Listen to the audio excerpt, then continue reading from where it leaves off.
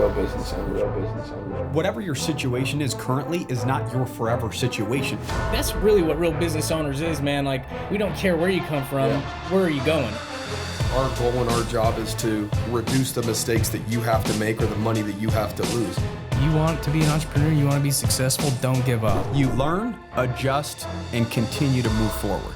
Welcome back to the Real Business Owners Podcast. This is episode 106 with myself, Trevor Cowley. As always, Kilo G. What's up? We got another pimp player and hustler on today's show. It's our first repeat guest. Oh! Yeah, dude, round you're the two. first, bro. Yeah? Yeah, you took the repeat guest virginity from us here, so we appreciate you popping that cherry, my man. So, Right on, dude. And Guys- making the big trip to come out. Yeah. and get back Yeah, it on was the show. rough, dude. You know, the Walked across accommodations. the hallway to get here in snow, Yeah. uphill both ways across the hall. Yeah. We've got Bob Phillips. Bobby Rones. Bobby Rones. Bobby Yeah. Rones on the podcast. Is that what you're going by now? Is Bobby Rones? Yeah. Yeah, I'll be changing my name soon, but like that's... What's the purpose of that? Is it obviously it's an there's- adjustment of my... Well, so the original purpose was just fear of the internet and like... I know how people are on the internet. Like they try to dox you and swat you and do all that crazy shit. And so I'm That's like... never happened to me. Yeah. Yeah, never. Maybe Don't give me many ideas. Right. So I was like, well, let's start there. But then as this thing progressed, it is an adjustment of my own identity. Right? Yeah. Like, So you're basically killing off the old you, creating a new you, and you want that change yeah. to reflect even in the name Yeah. itself. Yeah. Permanent change. Yeah, no, that's good. I mean, however you reconcile those thoughts in your own head that Yeah. help you honor the new commitments and the new identity that you want to create, that's really all that matters, right? Yeah. Yeah. And so, There's all that, like, early life is massive abandonment, right? Like, so let's talk that about family. that because we didn't unpack a whole lot of upbringing and shit Yeah. on the original podcast. And guys, maybe some of you heard the original podcast, maybe some of you haven't.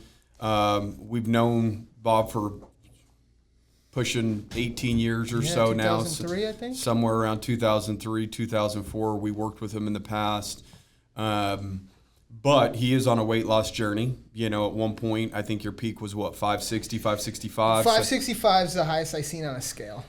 Which Which there's means a point where you're like, I'm not going to look. Yeah, exactly. So it could be higher. Yeah. We just don't know. That was the recorded high, right?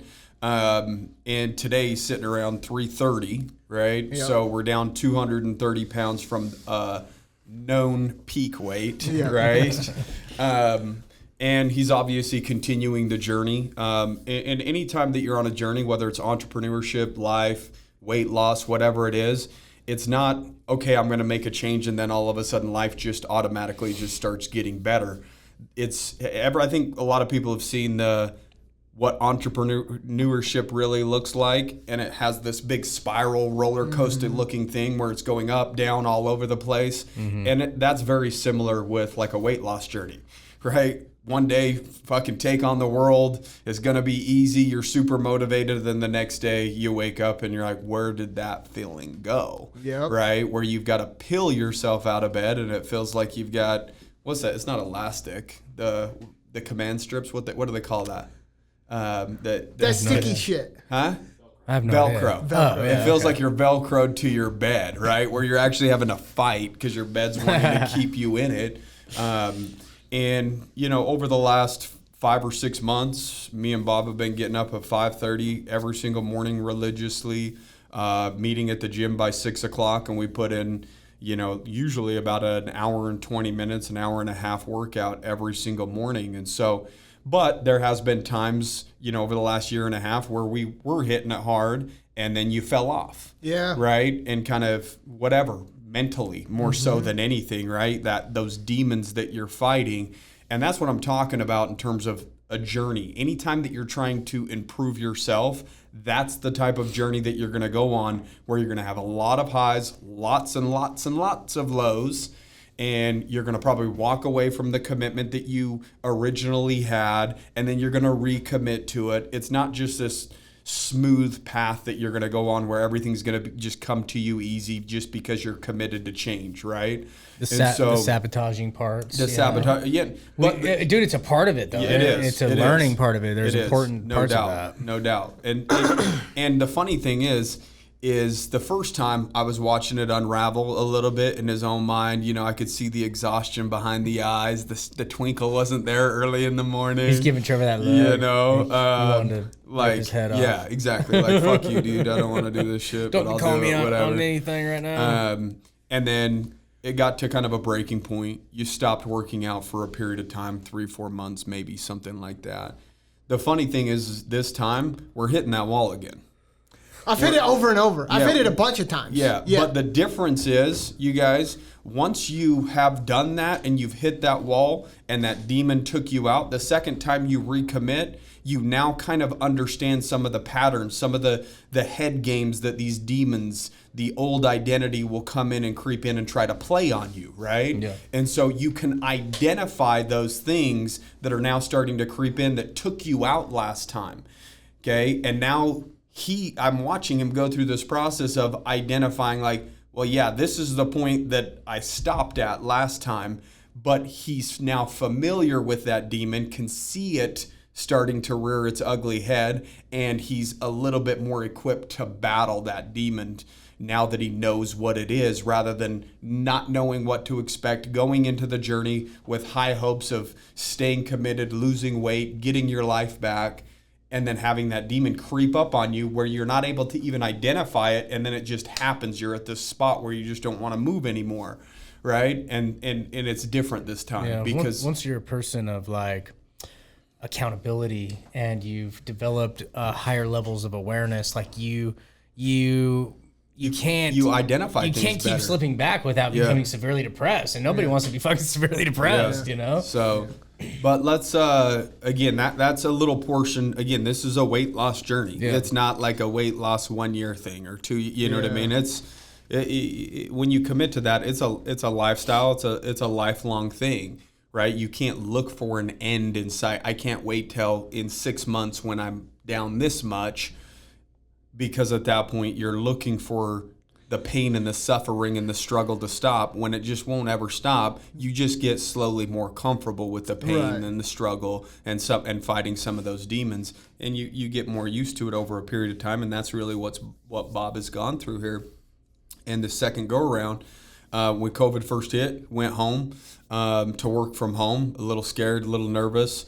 The data showed that if you were unhealthy, you were a higher probability of, getting taken out, right? And so he didn't necessarily want to be around people, be at the office. So we went home, hit me up, a month or so into it, said, I'm ready to get some workout equipment, start working out from home.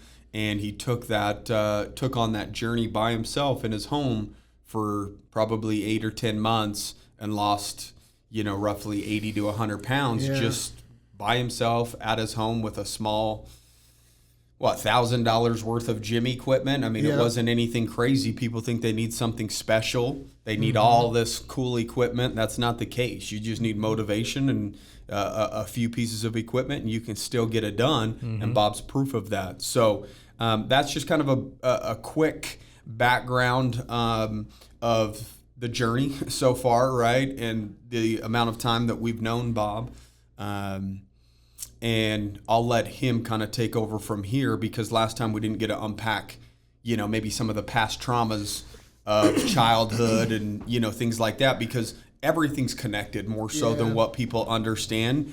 And as a child, you don't understand what you're doing in order to cope with some of the pain or some of the struggles that you've had to deal with. But we all have coping mechanisms. That's just a fact, right? Some people, put a fat gagger in their lip. Some people smoke cigarettes. Some people go home and drink. Some people, they have different ways. Some people work out and exercise when they hit those low points, and that's their coping mechanism when they're stressed out. Whether it's positive or negative, we all have them, right? We just don't know about them as a child. So subconsciously, when we're dealing with pain, we want to do something to suppress that. And in your case, it could have been food, right? Yeah. To help suppress maybe some of the pain. So let's unpack the past a little bit and let's get vulnerable, because I think that this has the ability to really impact some people in a positive way with that vulnerability and just, you know, your story. Yeah, there's like when it comes to the eating disorder shit, there's a lot of shame involved. A lot.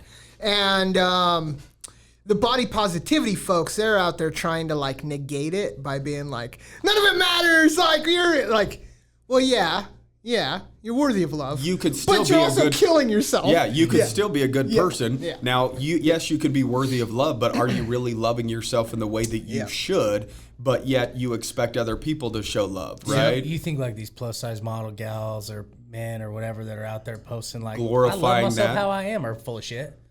Yeah. I mean, to Yeah. an extent, I yeah, for sure. I do too. Yeah, me too. Because you're selling yourself shit. Yeah. Like, And don't get me wrong, bro. I actually like some thickness to a woman, bro. Oh. So like, you know, yeah. but then some of them, I'm like, there's no way you can be happy with yourself. Yeah. You know, Yeah. because I've struggled with weight too. I get that. You know. well, there's like there's your ego part, right? Where and then there's like your real, true self, right? And that's kind of The ego's front and center in public, but then you have to Yeah. go home with your true self Yeah. and lay in that misery by yourself, right? yeah. 10 years ago, I was real good at holding up my ego. Right? Because it'll be like, I can make money and I can do this and I go to a company and I do this thing. And Well, like, you're highlighting all the positive things Yeah. that you have the ability Yeah. to do, because if you do that, you're not having to focus on the negative. But then what happens if that one little thing that makes you feel good about yourself that's propped up from your ego, and if that starts to go away, then you're just fucked. You're still just left with like, yourself. "Ah!" Yeah. Yeah.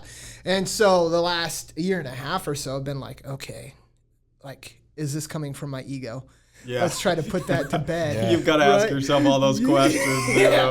right. It's a different thought process. And you that's know? that's rough. It, like when you don't have that extra layer of shit, you're just like you feel very exposed all the time. So if we go back, okay, so like Start at childhood, yeah. all that, so Yeah. that we can unpack. Because I guarantee you there's somebody that's listening that have maybe had some similar childhood traumas. Not everybody's situation is the exact same, but there's things that have happened to other people that could have.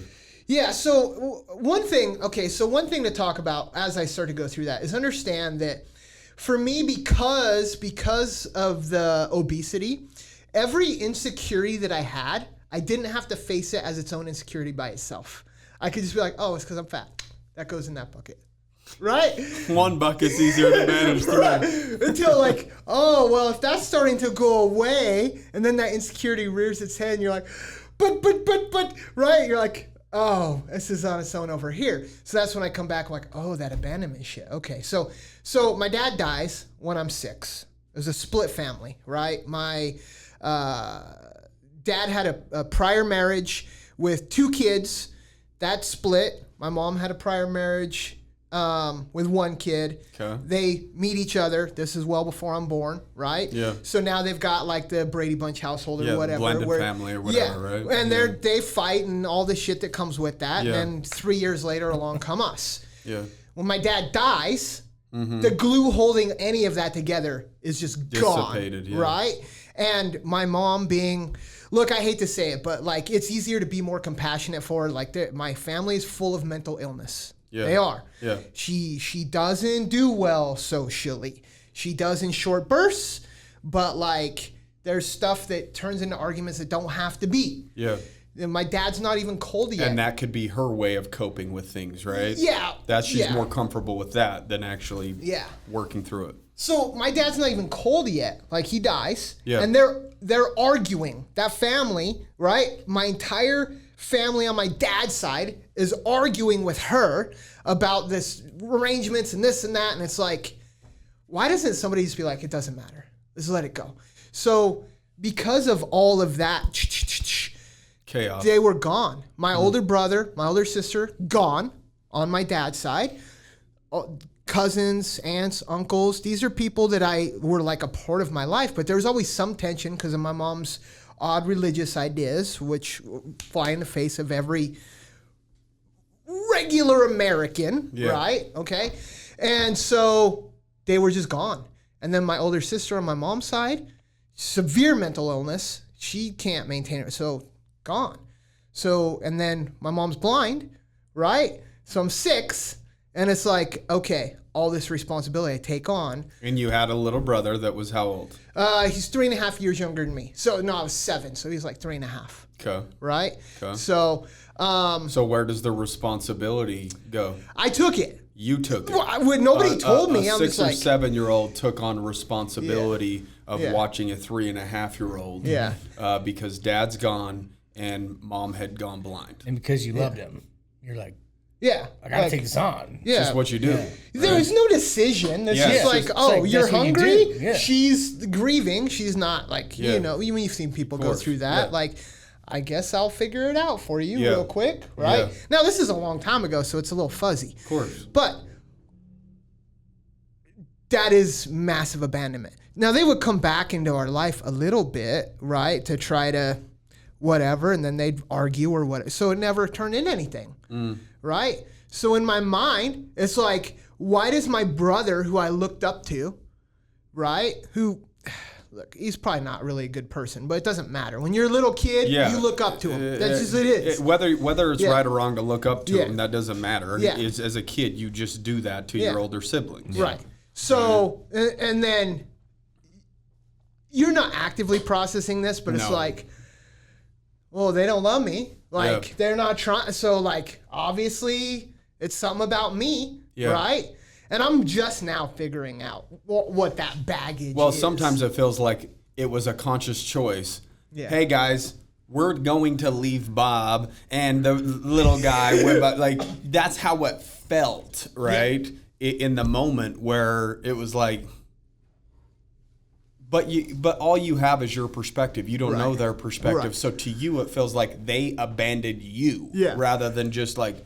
Maybe they were going through traumas as well, No losing their doubt. father, No doubt. and they were running from everything that was familiar that reminds them of him. We don't know what their thought processes were when all that stuff happened, right? But we all take it personally when something happens and somebody's no longer in the picture. We feel like it was a conscious choice of, I'm bouncing, good luck, see you later. But Yeah. I doubt that's the case, but that doesn't negate how it feels. Right. Right? That's right. Exactly. Right. But it's funny because even as you say that, I'm like, the anger I have, I shouldn't have. I'm like, yeah, I'm still going to probably have it for a minute. Yeah. Still figuring it out. That's a work in progress. Yeah. So, I mean, So you had to learn how to cook at 6 or 7 years old so that you could feed yourself and feed your little brother. yeah.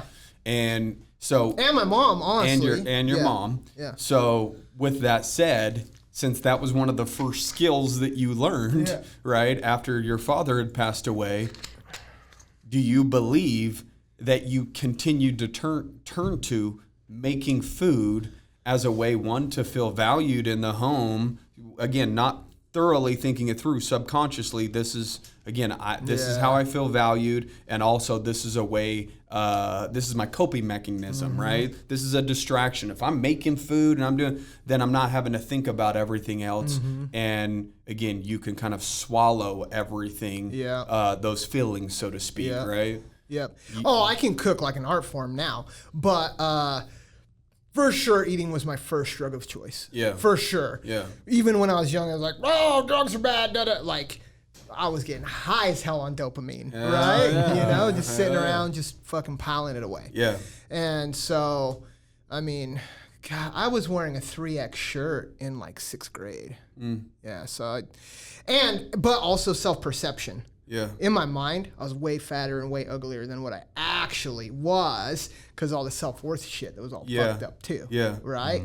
So You could have caught it earlier on, but you had already felt worthless enough to where it was just like, what's the point? Yeah. I'll just keep going down that path. yeah, and I also didn't have any of the tools. Like, dude, with the internet now, like It's different. if you're not engaging in the tools that are out there, it's your fault. Yeah. Right? But in the 90s, and your parents don't know, nobody, Yeah. like in 2001, the first time I heard of like Anthony Robbins, I was like, what now? Oh my God. Like Yeah. it was like the heavens parted, Yeah. right? But with the internet now, like everyone should be able to find it pretty easy. Yeah. So it's all out there. Everything, like, most of the stuff even you guys talk about, y'all didn't just invent it all by yourself. No. Like, It's just a way that we've processed what we've processes and fun, learned. yeah. And it's how we say it, how we see it in terms of our perception of the message or whatever it is. And then we process it a certain way, use different analogies or whatever it is. And different try experiences. Correct. Right. We tie it to our lives, right? Just like you would tie something Tony Robbins said to your life, and you take something different out of it than I do. And We could all go to a Kel. Tony Robbins event right now and have all three kept- totally different takeaways. Exactly. And then we're going to go home and execute 3 different things. Yeah, And we're all going to get 3 different results. Exactly. You know? So, but that doesn't negate the fact that there's plenty of information out there for people that really do want to change. It's available. There's plenty of information for free. So go make it happen. Even the post today about find somebody's where you want to be and just kind of do what they're doing, right? Somebody's like, well, what if successful people don't want to share the information? I'm like, what are you talking about? There's podcasts for free. You can buy a damn book. YouTube. The fucking internet. Yeah. You know, YouTube. Everywhere. Like it's all over the place. Start somewhere, most right? of them can't wait to tell you. They get so excited, like, especially with social media. They're like, Yeah. look what I'm doing now. Yeah. Like, Follow the right people. You'll get the right information. you know what I did on RBO one day? What? I just went through and looked at who you were following. I was like, follow. Copy and paste, right? They might have something to say that's valuable. Yeah, Right? And I've done that a couple times. That's now. smart. That's smart. So, childhood traumas leading into overeating as a coping mechanism in order to survive mentally, right? Yeah. Through some of those issues, right? And so you got to a point where 3X by the time you were in 6th grade, shirts or whatever it is. How many times do you think in your life have you committed? I say that softly because obviously it hasn't been a full commitment. Yeah. I guess how many half commitments have you made to saying I'm going to get my life back and not honor that? Yeah. So when I was in like 5th or 6th grade, I was like, okay, let's try to make this happen with whatever meager stuff I could get as far as like learning nutrition and like it was conflicting, right? And so I'm down it for like a week. But little kids, they don't have like the resolve. They need to see discipline, that. And they also need to see the rewards. So to do that by yourself, right? It's one thing if you got like a trainer, somebody who's like, okay, yeah, you didn't lose today, but you're not going to lose every day. But I'm just like, oh. So I weigh, I'm like, I lost 7 pounds today. Let's eat, baby. like- Let's reward myself. Well, It was I like could eat water 2 or weight 3 or pounds of whatever. shit. Yeah, and then you like don't lose the next day and you're like, why am I even doing this? Oh, Yeah. But you're a little kid. Yeah. So that was the first time. And also my fellow classmates. Here's one thing I figured out. Because there's this one who's like a friend of mine. I was like, hey, I'm going to get on it. And he's like, nah, you can't do it. It's not going to happen. And it got in my head. I'm like, what? Like, you think I can't do it? Oh, maybe you're right. Yeah. And I gave up pretty quick. Right. That was my first time being like, oh, some people actually don't want you to.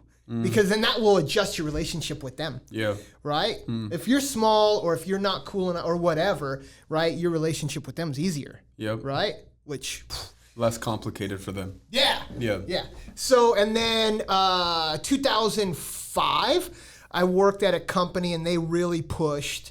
And I got a trainer. I still didn't have nutrition figured out at all yet. I was just like, don't eat bread.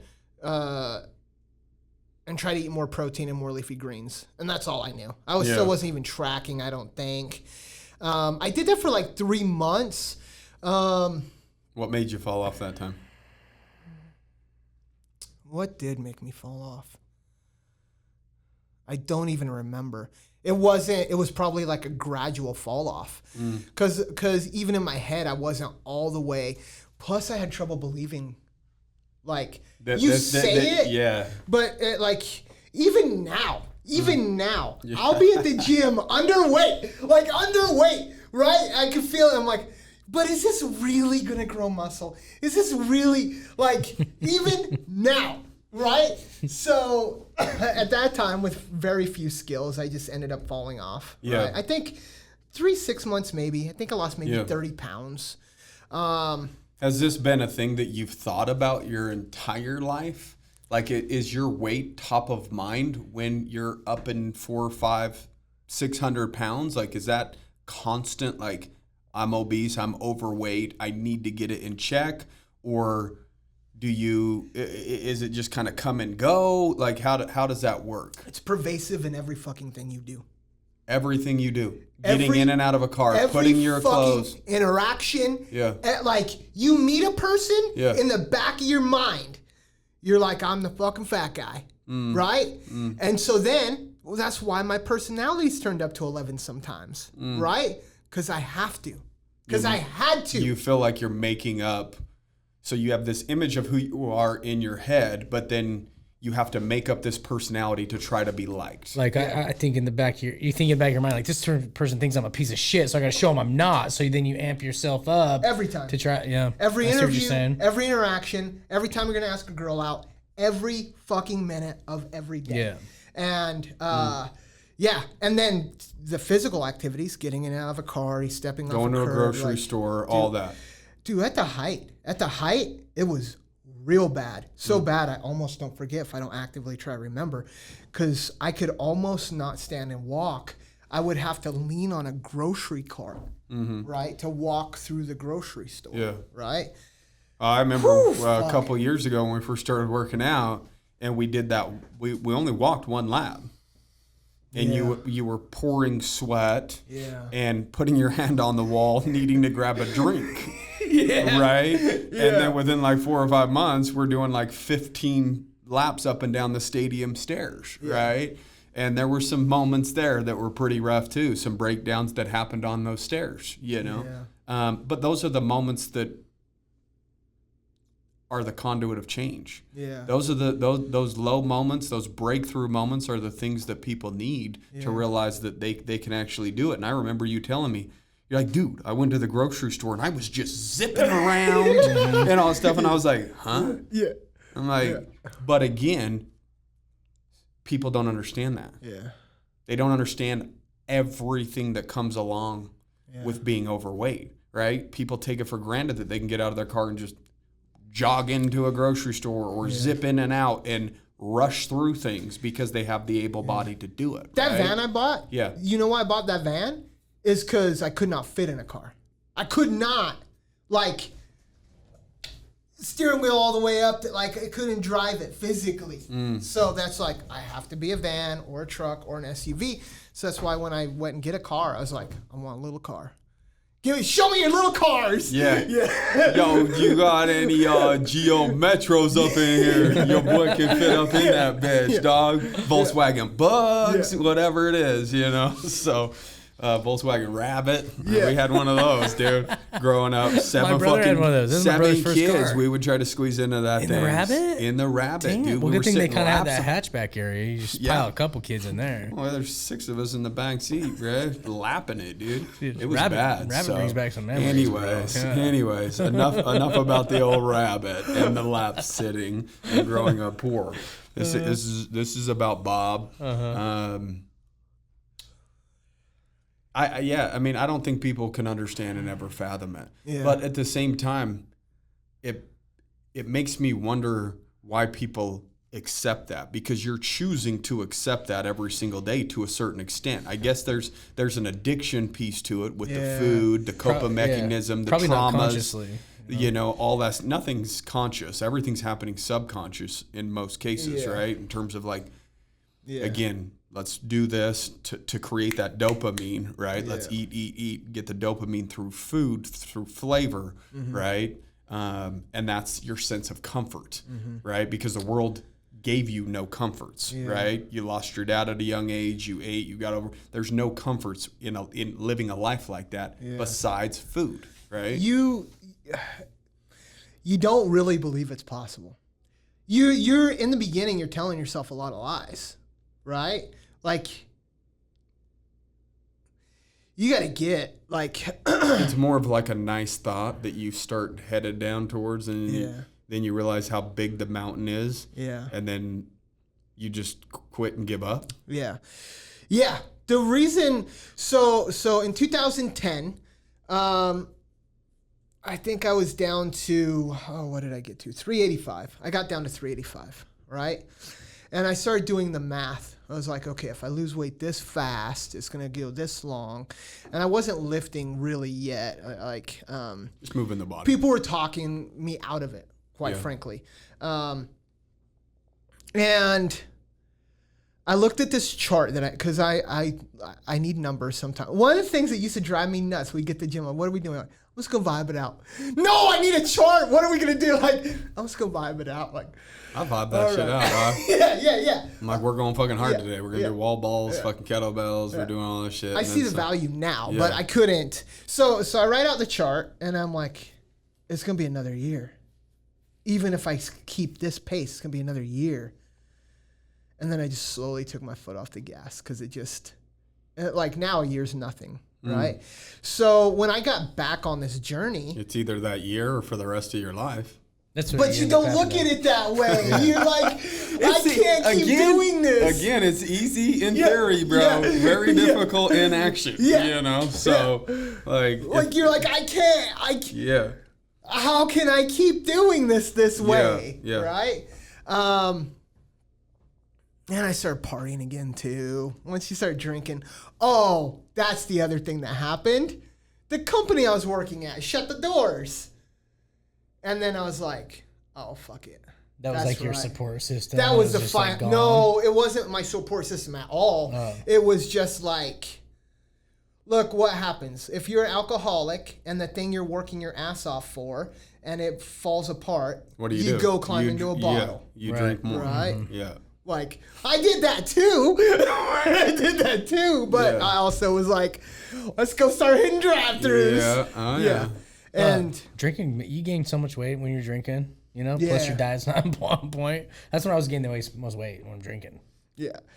I've got some friends in my life where they're trying to lose weight, and I'm like, I quit drinking. Yeah. Like, I'm not a teetotaler. Like, I'm just dude. telling you, it gets in the way Yeah, a but lot. here's the thing. Diet tonic and vodka, bro. Yeah, everybody thinks that they could still do it the way that they want to do it. Oh, yeah. Like 100% of people know what it really takes, but it's like, even me before, like, I'd be like, I give myself credit for showing up, again, 3, 4, 5 days a week.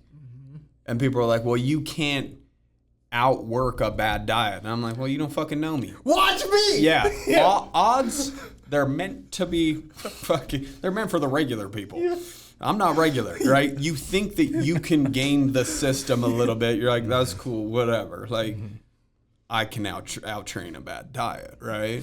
Or I can exercise and still drink and still lose weight, right? You for whatever reason, it's true for everybody else but you. Yeah.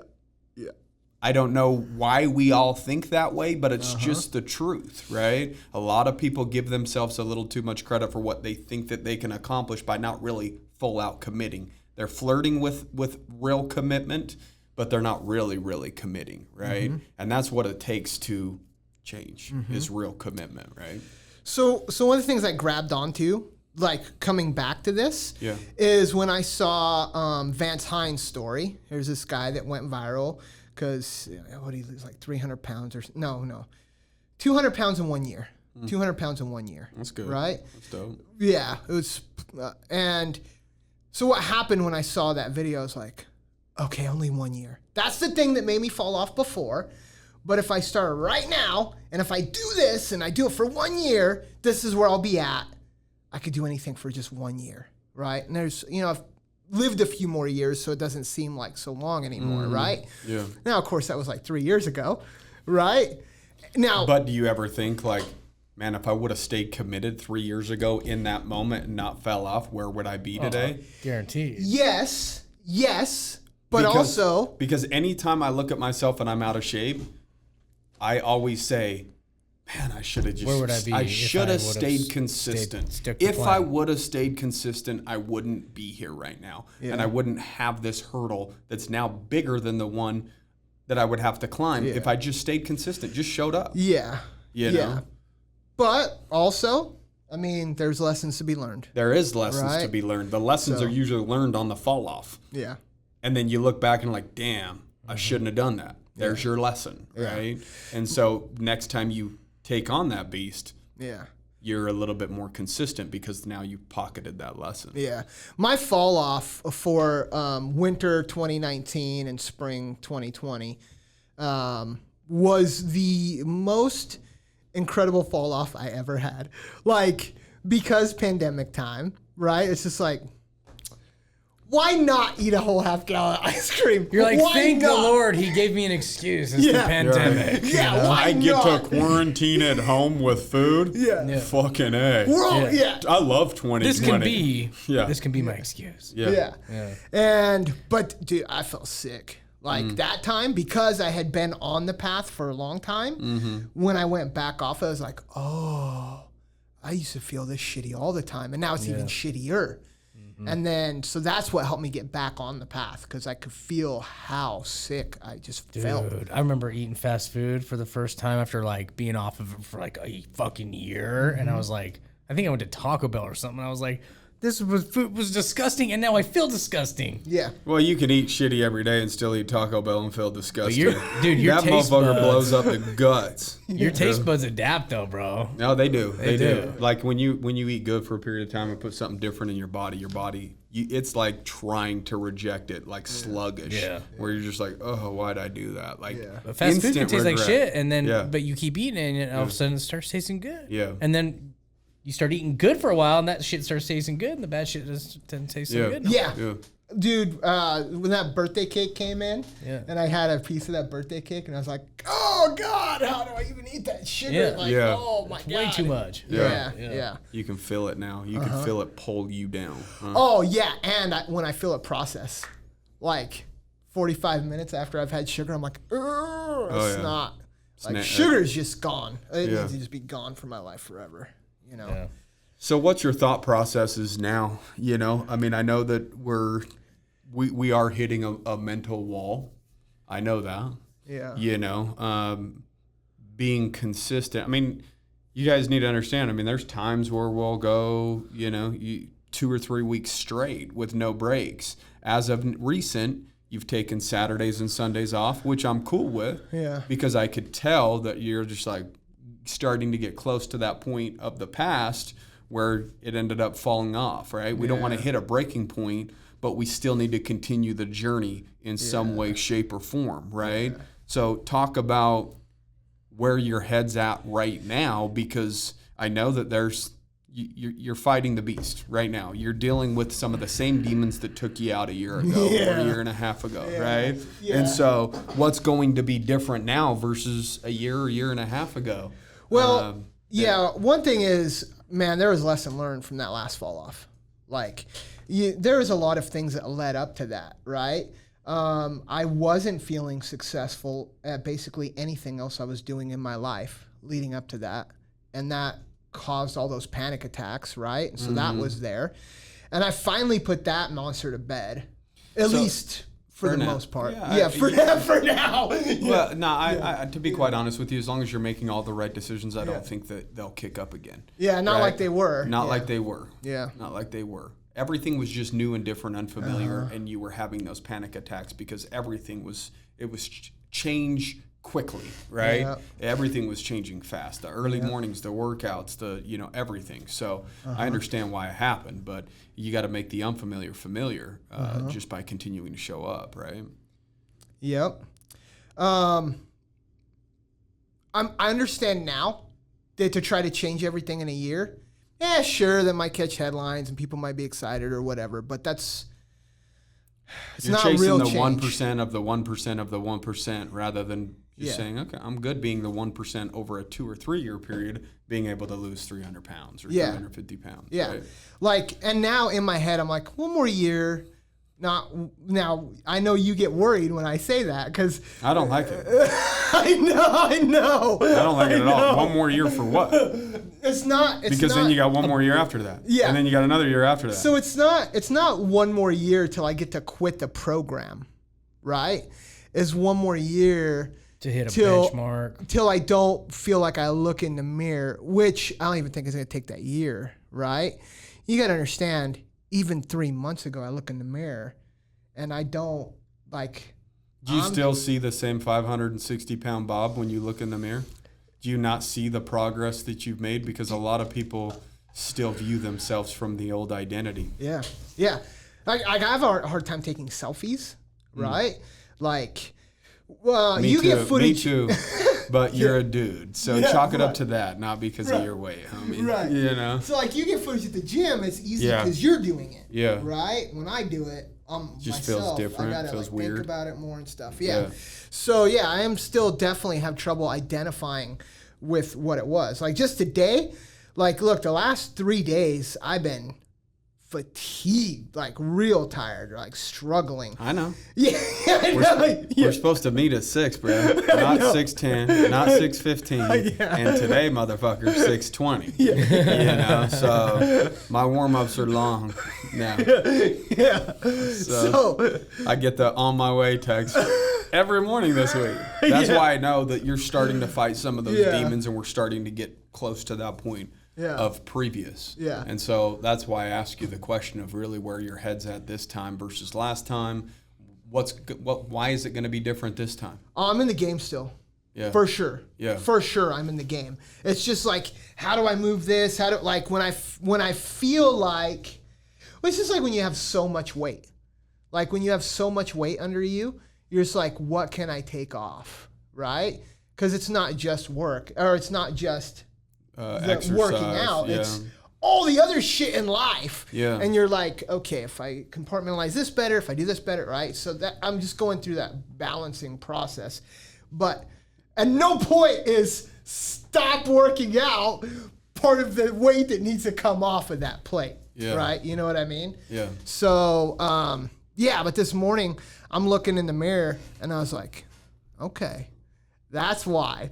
That's why I wake up at 5:30 and cuss the world and cuss you and cuss everything. If laser beams were shot out of eyeballs, I'd be dead by now, probably 100 times over the last 2 years. So. Well, what happens is, well, you know already, I'm sure, when you're getting out, like when you're facing that hard, shitty thing, your brain is blaming every possible thing that it can put in front of it, right? So that you can bitch and I'm one of the people to blame. Sometimes, right? I'll take it. Just because you're just like, it's just an easy thing. Now, when you're done bitching, like, look, I'm still putting my shoes on while I'm grumbling and bitching and moaning, and I'm still on my way, right? So I think that's the difference. Because what if you don't bitch one day and then you don't go do it, right? And so, you know, for a while I was doing those early morning Instagrams. But then it gets weird because I don't always want people to see me bitching and moaning, right? We want to put our best face forward, right? But and that's a reality of it. Dude, everyone asks, they're like, oh, what's your motivation? Like, the motivation isn't there. Like when people ask that, they think you're going to make the shitty thing go away and feel the happy feeling instead. No. Like that, no. Like, sure, you feel that. Motivation's a microsecond of life as a whole. Yeah. Right? A commitment is much different than motivation. Yeah. Average people work off of motivation, and that's why they're average. Yeah. They can perform very well when they feel like performing very well. Yeah. And then the elite individuals of the world have a commitment, have a set of goals. No matter how they feel in that moment, they are going to honor the commitment, even if they're grumbling while they're putting on their shoes. But they're still putting on the shoes, right? So, I mean, I've told you a billion times, every fucking day I wake up, I don't want to get out of bed either. Yeah. It's just normal. Like, that's just what it is. But that's what creates an individual that has character, that has discipline, that has grit, by not listening to some of those demons that are telling you, you're good, bro. You're down 230 pounds. Why don't you just take it easy? You know, you've showed up every single day this week. You don't need to show up today. You're sore, bro. You got after it yesterday. You hit legs. You know, whatever the fucking excuse is. but I've heard them all. I know my guy is a good sales guy. You're sore, bro. I'm a I little, like that one. Yeah. You're sore, bro. I've heard that one a few Oh, times. fucking A. Like, dude, you killed it this week. You're sore. Yeah. Rest. Your body needs it.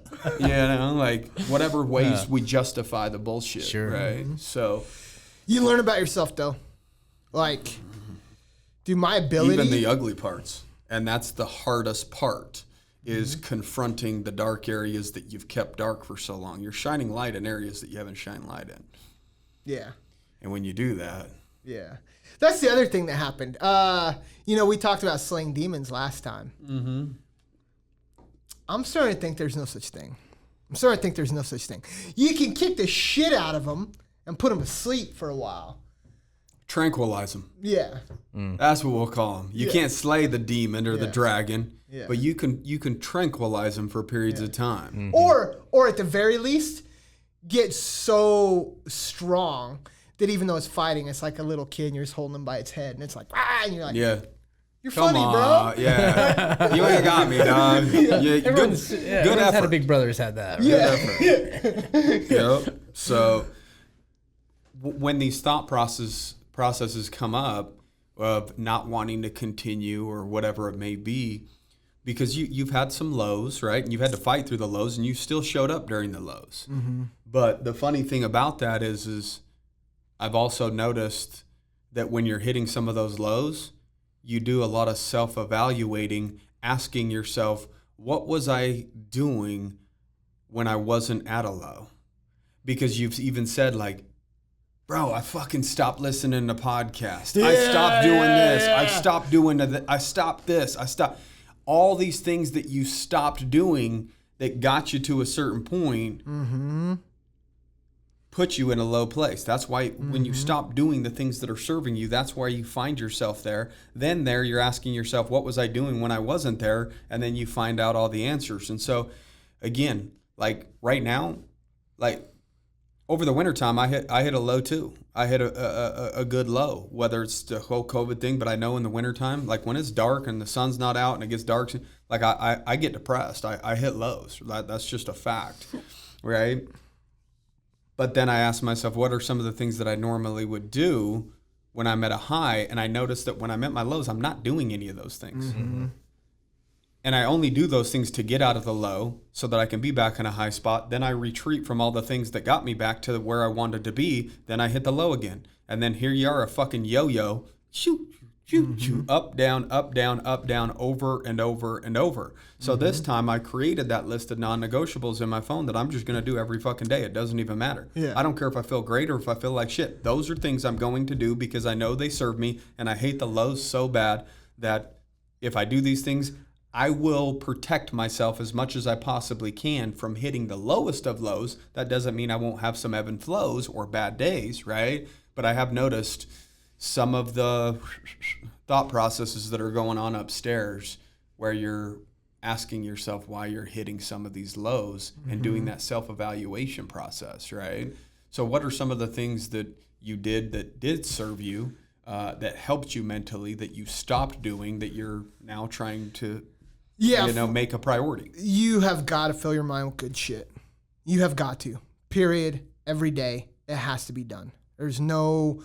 If you're not doing that... If you're not controlling what's coming in... It's going to come from media, which, by the way, like, their job is to sell ads or whatever, right? And so, fear, hate, which ultimately... the average person likes, so they, or draws them in drama. Let's keep you engaged. If we keep you engaged, we keep your eyeballs. If we keep your eyeballs, now we can sell the commercials for more. Yeah. And the commercials are designed to make you buy shit, and that's the whole thing. If you feel like shit, you'll buy our shit. Yeah, right. Yeah. So, so you get rid of TV, get rid of watching news, the bullshit. Part of what happened is I got to where I really like podcasts. Like, the way some people are like, let's watch a movie. I almost can't watch most movies now because I'm like, I don't care. Like, it's not I'm not getting anything out of it. Dude, I never watch movies anymore. Unless it's like a family show with the kids. Yeah. Yeah, you do it for other people. Right. Yeah. But what would happen is like, podcasts, that's fun time. I don't have time for fun time. Right? So I'm just grinding work, grinding at the gym, grinding at the other things that I'm trying to make happen in my life. Well, right? financial discipline has changed. Yes. Your financial habits are changed. Your work habits have changed. Your morning routines definitely have changed. Yeah. Right? Everything's changing all at once. And I think that's part of the struggle is there's a lot of changes. You're just trying to reel everything in at once. You're like, okay, I'm going to take full control over everything of my life, which is a big task, right? And can be mentally exhausting. So you do have to protect your mind and make sure you're staying on point mentally, right? Yeah. Yeah. Which actually, I just want to come back because I just realized I didn't stay in this place for a minute. And it's really, really important. In the beginning, and it's all has to do with how you're controlling your mind.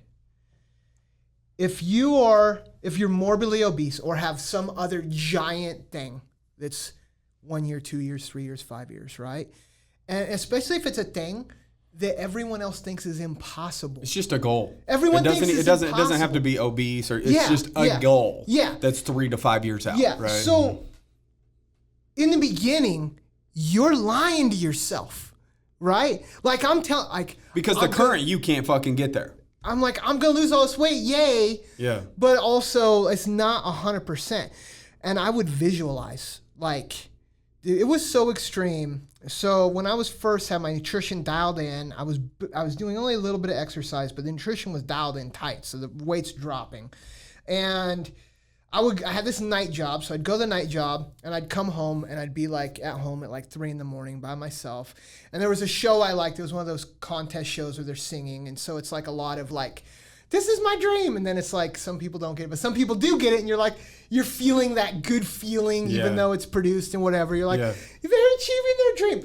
So I'd sit on the edge of my bed and just visualize, not just not being obese anymore, but visualize showing gratitude to all of these places where I was getting help from, right? Because like I'd reach out to everyone that I thought, like that guy Vance Hines, reached out to him, had a phone call with Diamond Dallas Page, like every single, I'm like, let's just see what'll happen. Let's talk to them, right? Josh Lajani, reached out to him. Another guy that lost like 250 pounds. So I would sit on the edge of my bed and visualize thanking these people for the role that they played in what I had done. Until the emotion was so strong, literally tears would be rolling out of my eyes. Just by myself. Like, nobody knew this was going on. But I was just making it so real in my mind. And then after I did that, I'd be like, oh, okay, let's dial in my nutrition for tomorrow. Let's plan what I'm going to eat tomorrow so that there's no questions. There's no options. I knew how to control. I knew macros. I knew what I need to hit. So I'd run like, you know how like charts and numbers, right? So I haven't dialed in on my thing, right? And they're like, that's what I'm having tomorrow. And I did that every day for weeks. I watched that silly show where people are like, yay, my dream. And I'd visualize always like Jocko or whoever these guys, right? And I'm like, I know I can put myself in front of them to actually have that handshake because I know how to do that, right? And I'm like, and I would just cry until like, because the emotion was so overwhelming. Now I think it's catharsis. I think is part of what was going on was catharsis. You just talked over me. What's catharsis? Oh, when you're like, dude, you know you're talking to like a third grade educated kid over here. It's like when you're like dumping emotion out of you. You're like letting it go. Gotcha. Right? So I think I was letting it go. And dude, the tears come up a lot. I'm better now. Like, you remember my early lives when I just get on and be like, right? It was vulnerable. Yeah. I'm having a hard time doing it now. And I don't go so deep into that, like, space anymore, right? Because it's like, it's not so fuzzy. I don't have the right really words serving you for anymore. it. Yeah. So, there's only so many times you can be on repeat in the darkness. yeah. You know, eventually you've got to turn to the light. Yeah. Eventually you've got to start thinking of the positives rather than everything that's happened. Well, in it's the still past. positive. Here's what it was. It was an overwhelming feelings. Because it's not like I was sad. In fact, I think it was gratitude. I think it was tears of gratitude for a thing that hadn't actually happened. Does that make sense? Yeah. It's nuts. But I was talking about your lives. Huh? I was talking about your lives when you were crying. Yeah.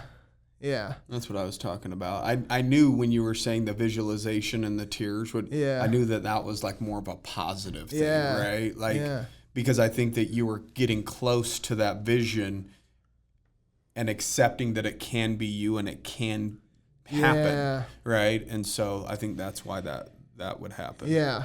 Yeah. And so that has so much related to that change of identity, right? Because, and I figured this out later, that part of you is going away also, right? Well, yeah, you're in no man's land right now, bro. Feels fucking crazy. Yeah. Yeah. It feels, it's a lonely journey. Yeah. You know, you can only fill up your mind with so much stuff before at the end of the day, you're just left with yourself. Yeah. Right. And so when you're leaving the old and trying to find the new,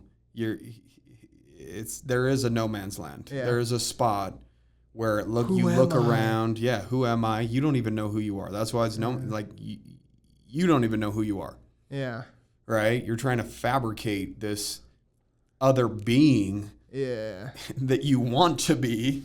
But you have to just start making those decisions and start moving in that direction before you will ever get to the point of accepting it, right? Like, so yes, it does feel false. Yes, it feels like imposter syndrome. Yes, all of these emotions will happen, but you have to start steering in that direction in order for it to ever be a reality. Let's be real. Every fucking kid that practiced 3-2-1 game-winning shot, did they 100% believe that would happen when they get older?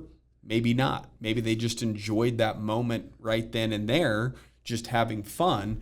But it came true for some people. That's right. It came true for some people, the people that stayed committed to the process the entire time, right? Started out as just a fun thing in the yard, but then ended up becoming a reality, right? This thought of being a new you could be just a nice thought in your house, but you have to stay committed to the process in order for it to become reality.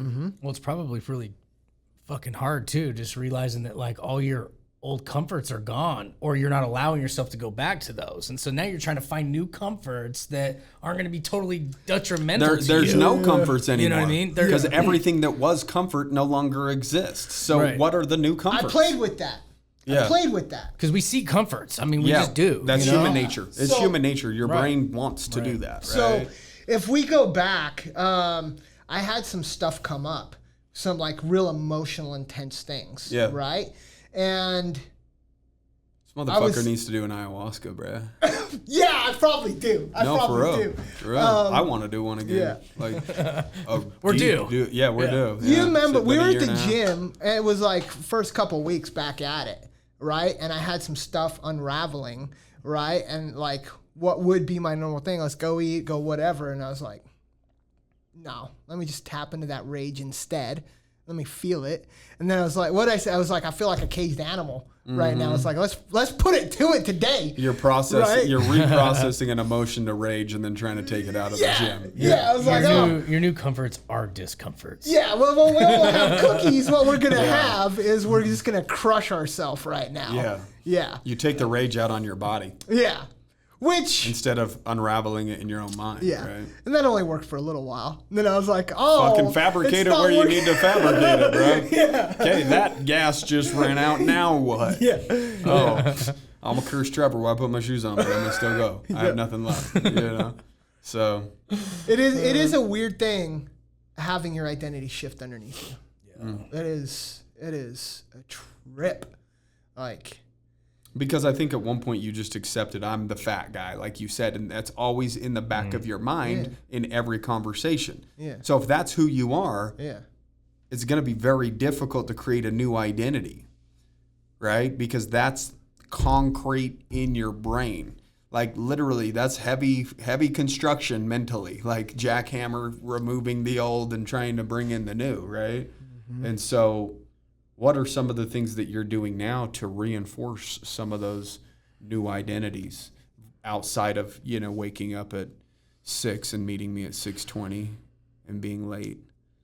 How do you really feel about it? Yeah, How do you really feel? I gotta give you a little shit, man. Yeah. You just. Or are you just I don't figuring have a it out? short answer, Yeah, man. are you just figuring it out as you go? Like It is constantly happening, dude. Like I was going through. I was making a reel like a month ago, and for real? For real. For real. I was making an Instagram reel, right? Because reels are what I'm doing now for the most part, because I can throw them together. Although I've been off for like 2 weeks, I haven't put one together because equipment. So I'm looking at my shoulders, right? I'm looking at my shoulders, and I was like, those are my shoulders now. Like, that's really what I look like now. Right, and then the tears, and I'm just like, it's fucking real. Yeah. Right, it's fucking real. Yeah. Right. It's awesome, isn't it? And scary. So now, it's much easier to stay on. And I know I keep saying 1 more year, because a year I can process a year. Yeah. Right? Now, in a year, let's see, I'm what, 230, or 330, okay? So another 100 pounds, like... 230 in the future. Yeah, that's right. Next year. That's right. So 330 down to 230, that's 100 pounds. Yeah. Right? That's doable in a year. Yeah. Right?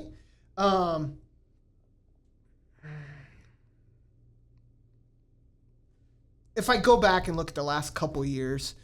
I'm okay with the fact that it took longer, because it needed to anyway, so I could wrap my head around all. I think if it happened too on. quick, that you wouldn't that you would easily just fall back. Yeah. So I think I wouldn't everything have been happens ready. for a reason. You're having to fight for the life that you say you want, to prove that you really want that life, so that when you do get it, that the reward's that much sweeter, because you've gone through the fucking barrels of hell in order to get it, right? And now it's real. Like, and look, not only am I not going to have that thing, right? As far as my perception, Cooney. There's this quote by Cooney, and he says, and I'm gonna butcher this quote, but let me try to nail it. He Fucking says, cut it up. He says, Butcher it. I'm not who you think I'm not who I think I am. I'm not even who you think I am. I am who I think you think I am. Right? So if I think you think I'm a fat piece of shit, guess what? Right? You're gonna live up to that expectation. Yes. And so that's some Inception shit, bruh. Isn't that the movie where he goes inside of like a dream inside the dream or some shit? Yeah. I never watched it. It might have nothing to do with what. It doesn't even matter what you think. Yeah. It matters what I think you think. Yes. Yes. Yeah. Yeah. Yeah. I spent a lot of work on that in the past 6-9 months, because I had some relationships where that actually got in the way, because I was like, oh, you're saying these things, but they're not getting in, so I don't care. So let me throw some more tests at you and let me be more of a pain in the ass. And then it's like, oh, let's just set the whole fucking thing on fire, right? Because of your own bullshit, right? So not only over the next year or so do I get to reap the rewards of being able to see myself in the mirror, which now I do see myself in the mirror better. Okay. Like just this morning, I'm looking... Like, dude, I was fatigued. Like, obviously, this morning I was so tired. I'm like, God damn, I'm so mad the last 3 days. Why am I even doing this? This isn't even worth it. It's bullshit, right? But how do you feel every day you walk out of the gym? Oh, amazing. Amazing. Yeah. Fucking cursing the world as you're walking in, and fucking love the son of a bitch when you're walking out. Yeah. Ty must think we're all bipolar. Yeah, walking in like, oh, what's up, Todd? Yeah. How you doing? Fuck you. Fuck you. I don't want to be here. And then we're walking out, we're like, hey, bro, you played some bangers today, dude. Good job on the DJ. Yeah. You know? So. And so, like, I look at myself in the mirror under that weight today, and I was like, yeah, that's why. Like, I'm not just going to not be fat. I'm going to be yoked. Yeah. Like, damn. And what that feels like. Dude. I'm not going to say it's a good plan to go out and gain 600 pounds and feel like what it feels like to not be able to walk across your house. But to feel that contrast of like, to just be able to move quickly and nimbly and like, oh, wow. And then you see the next step and the next step and the next step. Yeah, you don't know? take it for granted, right? Yeah. It's like, it's powerful. And then you have that combined with what is all the other shit? Like, look, if you're going on a weight loss journey specifically, congratulations, you'll accomplish that if you stay with it. But what is all the other shit you build up that is going to translate to every other area of your life besides not just being obese anymore, right? Your stick-to-itiveness for trying to do something financially or educationally or whatever. The discipline that's created. Yes. Yeah. Yes. And if you do this thing over a long period of time and you see that you can get there, I think a lot of people just really struggle, like I did, and you can't blame them. They struggle with the idea of, yeah, but really, like I was telling somebody the other day, I said, making your dreams come true comes down to commitment, what did I say? Committed gambling. You don't really know. Like, I could get hit by a bus tomorrow, and it means I never did get to that end goal weight. But it doesn't matter because I did the thing along the way, right? It might not turn out exactly how you thought. You're still becoming a better version of yourself. That's right. That's right. You're still learning a lot more about who you are as an individual. You're still learning how to game your mind instead of your mind playing games with you. Yeah. The weights up, but like, do I wake up at 5:30 every morning because I want to fucking step on stage and be the most ripped human on the planet? I ain't trying to be the best at exercising. Yeah. I just do it for my own mental well-being. Yeah. Because I already know, like, me and Kel are getting to the point where we can afford lots of comforts if we want. Mm-hmm. And that scares me. Because I know for a fact I'm a fucking addict. And if I taste those comforts, that's one of the reasons why I haven't bought the sports car. That's the one reason why I still live in the same house for the last 11 years. I don't reward myself because those comforts scare the shit out of me. Right. And I don't want to get too comfortable. Right. Like, so when I wake up in the morning, that's uncomfortable as fuck. And I'm like, all right, let's do that then. Yeah. That's really what it comes down to. And it's the individual I'm becoming mentally, not physically. The physical is a byproduct. I know that you're started it for the physical purpose, but I think that you can now start seeing the mental gains and how it serves you in all areas. It's going to translate to everything. Everything. Yeah. The growth is definitely the fulfillment, right? And seeing it become real. But it's also very real that you can regress and you can go backwards. And so I think it's really cool to see where you've come. Austin did the math for us before we walked in. He said it's been 20 months since you were on the podcast. And we saw awesome results and gains in you before you even got on the podcast the first time. But this last 20 months, it's pretty cool. And like you said, you had to go through all these things, because it's not a bad thing to put a timeline on a goal. Like 1 year, I want to do this shit. But it's a bad thing if you just hit that goal and then you're like, okay, cool, did it. Now I'm just going to go back to all my old shit. Yeah. Right. So you're committed to your growth forever now. Yeah. And that's what it feels like. It's just like, this is how I live my life now. You're committed to being a fulfilled person. Yeah. It's okay to have a goal. Like Kel said, in 1 year, I want to weigh this. But what's next? But that's not the end of anything. Yeah. That's just the beginning of a brand new life. It may be the end of an old one, so to speak, right? Like, I hit this marker, I'm athletic, yoked as fuck, as you put it, right? Technical term. Yeah. Come meet a motherfucker in the back alley. You'll see, dog. But yeah, I mean, that's your ideal weight, but that doesn't necessarily mean that the process of the journey's over, right? Yeah. The fitness thing has to keep going because you feel it afterwards every time. You get that release of endorphins, dopamine. I figured that out in the very beginning. Some of my first were like story lives because I didn't know how to work Instagram. That's just going to go away. But like, I'd be walking the track when I was still hella heavy and it was really, really hard still. And I'd be like, it's the same every time. I'm pissed off when I start doing it and it sucks. And then 15, 20 minutes in, the endorphins release, and you're like, zippity-doo, here we go. Like, yeah. You see that transition. Homie's seeing some veins coming out. He's seeing a little muscle on the arms and around the shoulders and stuff. And, you know, you'll start getting addicted to some of those results, right? Yeah. The idea is to get addicted to the process and you know, look down and evaluate yourself and say, you know, this is working. You need to give yourself credit for how far you've come, but don't over reward yourself or celebrate it as a big win because there's still a lot to go. Because like you You know. said, there ain't no slaying the demons, bro. We just tranquilizing them. Yeah, You know? put him to sleep for a minute. Motherfucker's going to rear his ugly head soon enough again. But by that time, hopefully you're a little bit more disciplined. So again, putting it to sleep again is a little bit easier, until it's the, you know, holding the child's forehead while they're trying to swing at you type deal. Right? I got short arms, so they still hit me. But it just don't hurt.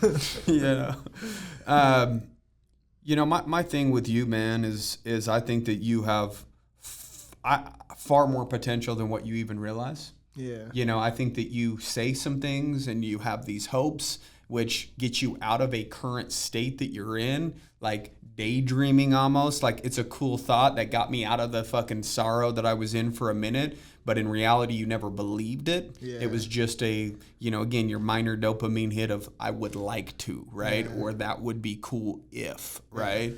And taking action obviously is a lot different. It's been cool to watch over the last, you know, couple years.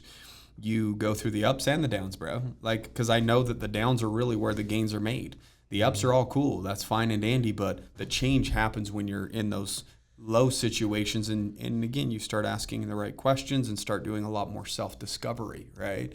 And just as I said to your cousin Renee that works for us, I feel the same way about you. I don't even think that you understand what your true potential is yet. I don't think that you understand how great you are yet. Yeah. I hope one day you will. Yeah. You know, I know that you're working towards that and you want to be great, but you're great already. Yeah. You're great right now, right?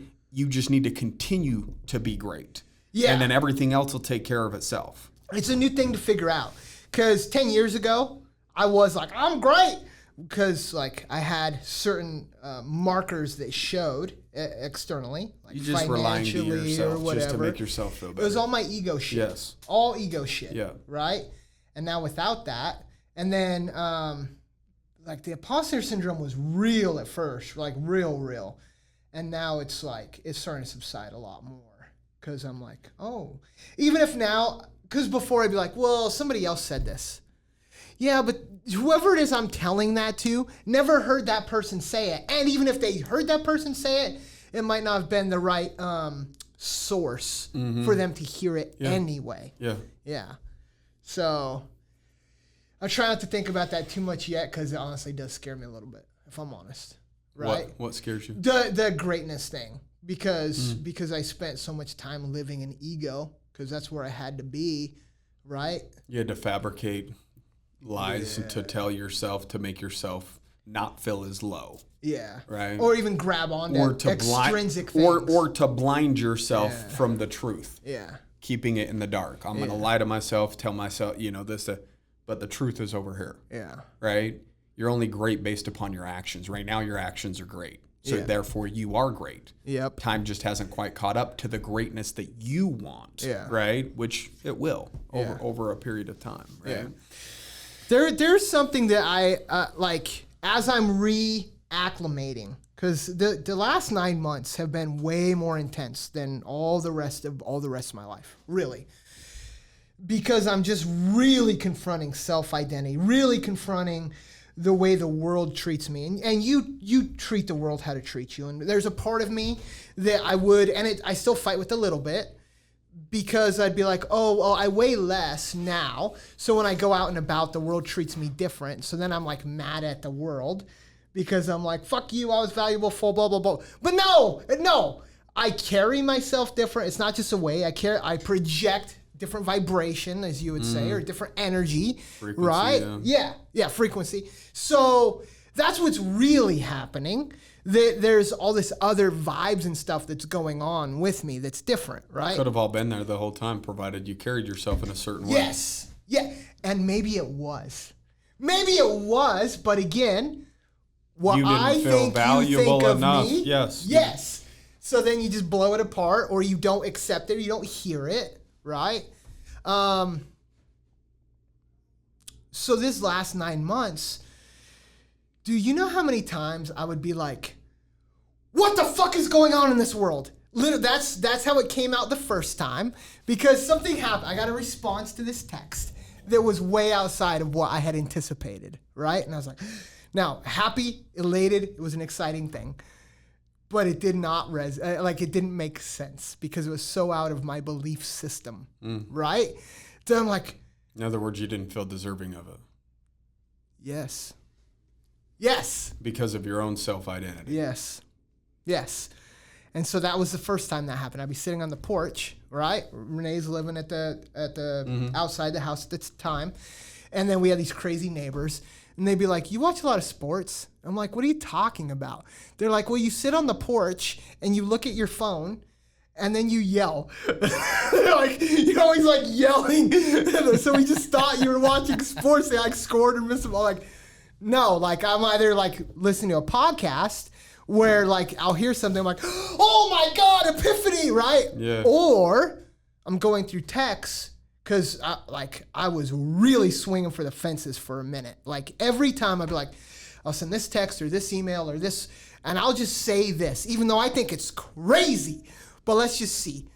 And then I'd get like a positive response. I'm like, no, that can't be right. That's not true, right? Text back, this is Bob, you know that, right? Are you sure? Yeah. Yeah. Liar. Yeah. You know. And so like over and over for months, like I'd be like, what the fuck goes on in this world? Because I just couldn't process what the reality is.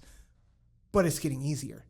So, and I think that's what jams up a lot of people when they start down that road and then shit gets all weird and then they're like, oh, this doesn't make sense. They might light it on fire and they don't even know that that's what they're doing. You think right? people reject positivity when they're in a negative state Of without course. even knowing it? If somebody is trying to give you something counter to what you think you want about yourself, then you're not going to take it. There's that old comedian joke that's like, I want to be in this club. And they're like, but I wouldn't join the club if they would let me in the club because I wouldn't want to be a part of a club that would have me in their club. Yeah. I'm like, you're screwed, bro. Yeah, exactly. Yeah. If they're accepting me, then I don't want to be a part of it, Yeah. but I would sure love to be a part Yeah. of it. Yeah. You know? So, Kel, do you have any questions for him about his journey? I know Kel is down to 170, and he's lost 60 pounds, 70 pounds at one point. What was the most that you lost at one point to the next point? I went from 230 something down to 150 something. I'm like 179 right now. Really? 180. Yeah. So I put some weight back on. But I went through, all that weight loss dump and then 75 hard where you're just really, so but I'm getting back to, I've put weight back on and I've been playing battles with my damn self. So, But I you know I've got hired a about- trainer I've got because about you wanted 15 to. pounds to lose to be at where I really feel great. So How tall are you? 5'6". But 5'7" no, I get it, over man. here, A lot of the big stuff dog. you talk about, bro. I mean, a lot of stuff you talk about, the same games I play, Yeah. man. I mean, there's, It's not unique to any, No. we all feel it, but you think it's unique to you based upon your weight is different. Yeah. Right? So they're like, people don't understand. No, nobody understands living in the body, but we understand all the demons that your brain plays to try to keep you where you're at in life. Yeah. 100% of people are aware of those demons if you're ever trying to do something outside of your current self. Yeah. Or your self-belief, right? That's just life, right? That's a battle that everybody has to face on their own, but that's not unique to one specific type of people or individuals. We'll all have to face those battles and all have to slay our own demons or put them to sleep for a period of time so we can gain headway, right? Whatever They're it may still be. there. Yeah, they're still there, dude. And all the shit I've gone through. I love that's probably my favorite thing you said on the show today. It was just like, bro, there's I don't know if the you can old slay episode slaying the demons, but it's more like tranquilizing them because, bro, bro, I mean, like, I've gone through all this shit. I'm like, yeah, this is the new me. But then I've slipped back, you know, and then here are those fucking Comforts. demons again. And yeah, you're seeking the comforts. And so I get it. It's probably my favorite part of the whole episode is because, like, it's the truth, man. They're always all there. We're all capable of greatness. We're all capable of being more disciplined and all these things Making that we better choices, want in yeah. our life. But the demons are always there, and they serve their own purpose too, you know? The cool thing is you fucking realize it now, you know, and you're like, okay, I've got a goal to hit in this year, you know, but I'm not done at that year when I hit that goal because that's when the fucking demons show back up. You know, I think we should all be more grateful for the demons. Yeah. We should. Everyone's Because gone. that's what makes you. Yeah. If you didn't have them and you got where you wanted to go Yeah. and it was that easy, then you wouldn't be the individual of discipline, of character, of grit, or whatever you want to call it, right? Right. It's overcoming those demons or tranquilizing the dragon, you know, from day to day that makes you the individual of value. Because if you didn't have those hurdles to overcome, how would you feel valuable about yourself if it was just easy? Yeah. Right? So that's a necessary evil. Yeah. Yeah. I was You know? actually just thinking that. Yeah. Because everyone's got their shit, right? You Yeah. take the trust fund Yeah. kid, Yeah. right? He's got his different demons. His demons are that Yeah. maybe he just feels useless Yep. himself, that Yep. he's never accomplished anything in his own life and he's just living off of somebody else's money, Yep. whatever. How can that individual feel confident about themselves if they've never really done anything and put their foot to the fire and earned it? Yep. So again, it doesn't matter whether you're high on the hog, low on the hog, too skinny, too fat, tall, lurpy, short. We all have our own issues. 100% of people listening to this right now have battles that they need to fight for themselves. 100% of people. And every battle is going to be unique and different, but everybody's brain is programmed the same. Yeah. It's going to try to sell you comforts throughout the process. And you gotta stay committed. Gotta That's- stay committed. That's the thing. And I say it's committed gambling just because you gotta. You're committed You to gotta something stay that you don't committed even know what's the result anyway. is. Yeah. Yeah. Like you don't know how you're really truly going to feel. Ideally, you're like, man, I'm gonna feel so great if I weigh X, right? But no, you don't know that. You've never weighed X at whatever age you're at, Yeah. right? With all the experiences that you have. So the Yeah. only way to know is by doing it. Yep. You know, and becoming that individual on that path. Yeah. You know, because of the demons that you have that you're fighting, I think that your ability of greatness is greater than the average individual because you're taking on bigger demons and slaying bigger dragons or tranquilizing bigger demons or dragons, however we want to put it. Right? then- You're overcoming a bigger mountain than most people. Yeah. Yeah. And that shit's at the door too, and it scares me now too. So that greatness thing. yeah. Like that last reel that got all those views. I'm like, like at first I was like, oh, 10,000, yeah, that's exciting. And now I'm like, it's still going up.